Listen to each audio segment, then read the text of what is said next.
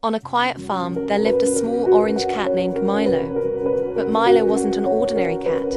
He had an important job. Every morning, while the sun slowly rose over the fields, Milo walked through the rows of potato plants like a tiny farmer.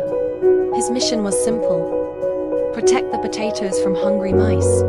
The farm was peaceful, but sometimes small mice tried to dig near the potato roots. One morning, Milo heard something in the field. Rustle, rustle. A mouse was digging near the plants. Milo quietly lowered his body, focused his eyes, and suddenly pounced. The mouse ran away in fear, and the potatoes were safe again.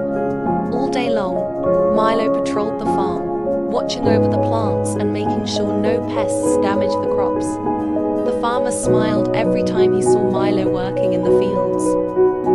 Because on this farm, the potatoes had a special protector, a small cat with a very big job.